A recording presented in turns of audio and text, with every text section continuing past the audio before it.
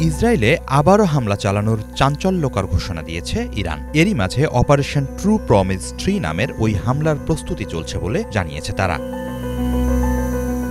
ইসলামী বিপ্লবী গার্ড বাহিনী IRGCর deputy commander Ali Fadavi জানিয়েছেন, শিগগিরই ইসরায়েলে এই হামলা চালানো হবে, তবে সুস্পষ্ট দিনক্ষণের কথা জানাননি তিনি। বলেছেন, যথাসময়ে এ ব্যাপারে সিদ্ধান্ত নেবে তেহরান।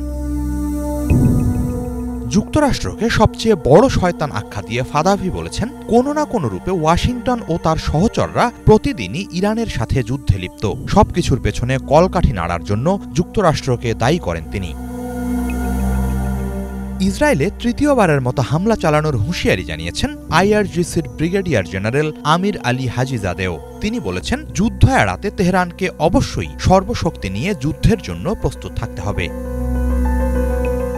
যুক্তরাষ্ট্রের হুমকি মূলত মনস্তাত্ত্বিক দাবি করে হাজিজাদে বলেন, এরপরও শত্রুরা ইরানের সাথে লাগতে এলে পার পাবে না। প্রতিদিনই ইরান সমরাস্ত্রের মজুদ ও সামরিক শক্তি বাড়াচ্ছে বলে সতর্কতা জানিয়েছেন তিনি। প্রয়োজনে দূরপাল্লার ক্ষেপণাস্ত্র দিয়ে যুক্তরাষ্ট্রের নিকটবর্তী মার্কিন স্থাপনাতেও হামলা চালানো হবে। এর আগে ইরানের সর্বোচ্চ ধর্মীয় নেতা আয়াতুল্লাহ খামেনি বলেন, যুক্তরাষ্ট্র ও ইসরায়েলের হামলা ঠেকানোর সক্ষমতা তেহরানের আছে, বরং শত্রুরা হামলা চালালে সমুচিত জবাব দেয়া হবে। 2024 সালের 13 এপ্রিল 3 শতাধিক মিসাইল ও ড্রোন দিয়ে প্রথমবারের মতো ইসরায়েলে ট্রু প্রমিস নামে হামলা চালায় ইরান। সিরিয়ার দামেস্কে IRGCর 2 শীর্ষ জেনারেলকে হত্যার বদলা হিসেবে ওই হামলা চালানো হয় বলে জানায় IRGC।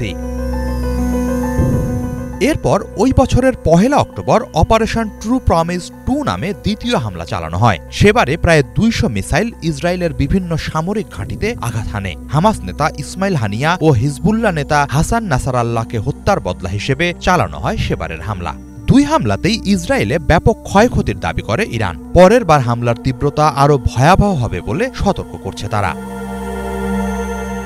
এরই মাঝে গত 16 ফেব্রুয়ারি মার্কিন স্টেট সেক্রেটারি মার্কো রুবিওর সাথে দেয়া এক যৌথ বিবৃতিতে যুক্তরাষ্ট্রের সহায়তায় ইরানে সরাসরি হামলার হুমকি দিয়েছেন ইসরায়েলের প্রধানমন্ত্রী বেনিয়ামিন নেতানিয়াহু। মার্কিন সেনেটর লিন্ডসে গ্রাহামও শিগগিরই ইরানের পরমাণু স্থাপনায় হামলার হুঁশিয়ারি দিয়েছেন। ইরানের সাথে সমঝোতার বদলে হামলা চালানোকেই প্রাধান্য দেন জানিয়ে গ্রাহাম বলেন, এ ব্যাপারে সিদ্ধান্ত আসছে, যুক্তরাষ্ট্রের উচিত ইসরায়েলকে সহায়তা দেয়া।